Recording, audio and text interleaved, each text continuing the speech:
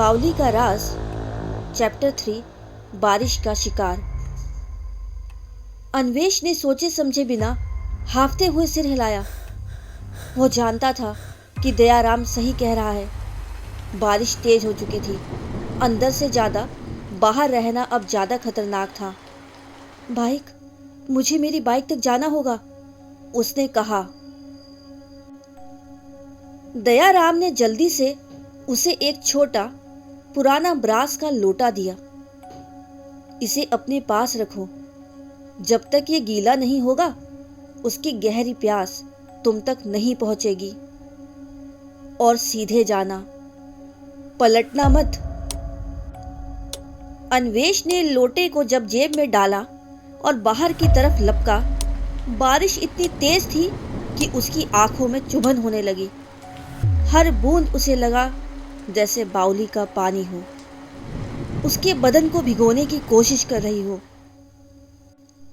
वापस उसी रास्ते पर बावली के करीब पहुंचते ही अन्वेष को वह नमक और गीली मिट्टी की बदबू फिर से आई, पर अब उसके साथ एक अजीब खराश की आवाज भी थी, जैसे गीली चमड़ी जमीन पर घसीट रही हो।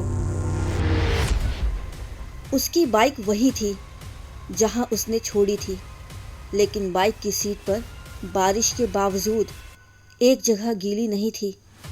वहां एक सफेद गोल निशान था, जैसे कोई चीज वहां बैठी थी और उसकी गीली परछाई वहां छप गई हो। नहीं, अन्वेष ने धीरे से कहा। उसका दिमाग बार बार उस बावली के अंदर दिखे उस सफेद गीले हाथ की याद दिला रहा था। उसने जल्दी से चाबी घुसाई और स्टार्टर बटन दबाया। इस बार बाइक धक धक करके स्टार्ट हो गई। रिलीफ की एक तेज लहर उसके शरीर से गुजरी। उसने बिना पलटे तेज रफ्तार में गांव के उस रास्ते की तरफ दौड़ लगा दी जहां से वो आया था। रोड ज्यादा गीली थी। जितना तेज वो चला रहा था उतना ही ज्यादा पानी की छींटें उस पर पड़ रही थी। तभी उसके पीछे एक आवाज आई, पानी के छलकने की, जैसे कोई दौड़ रहा हो उसकी बाइक के ठीक पीछे। उसने जोर से एक्सीलरेटर घुमाया। उसका दिल उसकी छाती में जोर से धक धक कर रहा था। ये तो बावली की आवाज है। ये मेरे साथ रोड पर क्या कर रही है?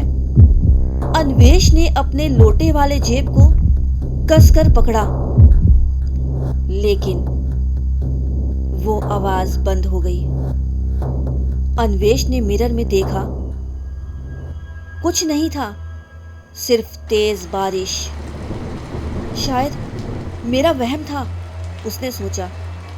उसकी सांस थोड़ी ठीक हुई और तभी उसके बाइक के हेडलाइट में ठीक उसके सामने रोड पर पानी जमा होने लगा। छोटे छोटे गीले कुंड अचानक तेजी से बढ़ने लगे, जैसे जमीन पानी उगल रही हो, और उन कुंडों के बीच एक और गीला निशान दिखा।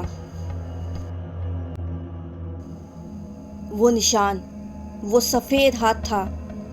अब पूरा हाथ नहीं, सिर्फ उसकी परछाई गीली और बड़ी, और उस परछाई के अंदर से ठीक उसी की तरफ काली बावली की तरह गहरी सिर्फ 2 सफेद आंखें चमक रही थी।